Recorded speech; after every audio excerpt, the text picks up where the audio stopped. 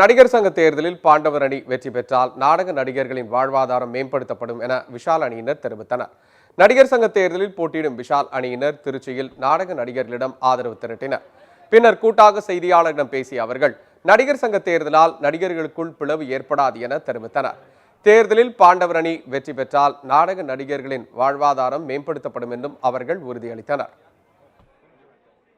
தைரியமா உங்க ஓட்டை நீங்க போடுங்கன்னு சொல்லிட்டு இருக்கோம். ஏன்னா ஒவ்வொரு வாட்டியும் நாங்க போய் பெரிய கலைஞர்களை மீட் பண்ணும்போது போஸ்டல் ஓட்டுங்கிற விஷயத்துல தவறு நடந்துட்டே இருந்திருக்கு. இவ்வளவு வருஷமா அதை கொஞ்சம் ஜாக்கிரதையா பாத்துங்கன்னு சொல்லியிருக்காங்க. அதை தடுக்கணும். அதை மறுபடியும் இருக்கிற உறுப்பினர்களுக்கு தைரியம் கொடுக்கணும். ஸோ அதனால எல்லாருமே கிளம்பி வந்திருக்கோம். எல்லாரும் ஷூட்டிங்கை கேன்சல் பண்ணிட்டு இவ்வளவு தூரம் வந்திருக்கிறது காரணமே அவங்க நல்லா இருக்கணும், அவங்களுடைய உரிமைகள் தட்டி பறிக்கப்படக்கூடாதுங்கிறதுக்காக வந்திருக்கோம். நிச்சயம் நல்லது நடக்கும் நம்புறோம். எல்லா இடத்துலயும் போன இடத்துல எங்களுக்கான வரவேற்பு அதிகமாகிக்கிட்டே இருக்கு. ஸோ ரொம்ப ரொம்ப சந்தோஷமா இருக்கு. சினிமா சார்ந்த நடிகர்களை விட மிக அதிகமாக நாடக கலைஞர்கள் இருக்கிறார்கள். 2/3 பங்கு நாடக கலைஞர்கள் இருக்கிறார்கள். ஆக நாடக கலைஞர்கள் தான் தேர்ந்தெடுக்க வேண்டும் அவர்களுக்கு எந்த நிர்வாகம் வேண்டும், எந்த தலைமை வேண்டும். சினிமா சார்ந்த சில யூனிட்களை நிர்வகிக்க முடியாது. ஆனால் அவங்க எங்களை மேல அக்கறைப்படுத்த நாங்க உண்மையா மதிக்கிறோம்.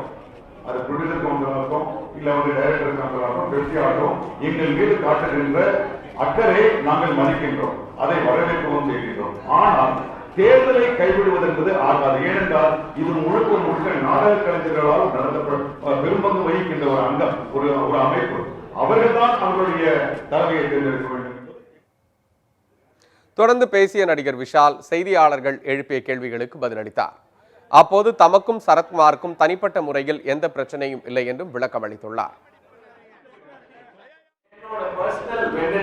ஒருவேளை இந்த நடிகர் சங்கத்துல இந்த சங்கம் பிரச்சனை எழுத்துக்கு கையில நான் செயல்பட்டேன்னா என் பின்னாடி நான் ஒன்றுதான் இருப்பேன்.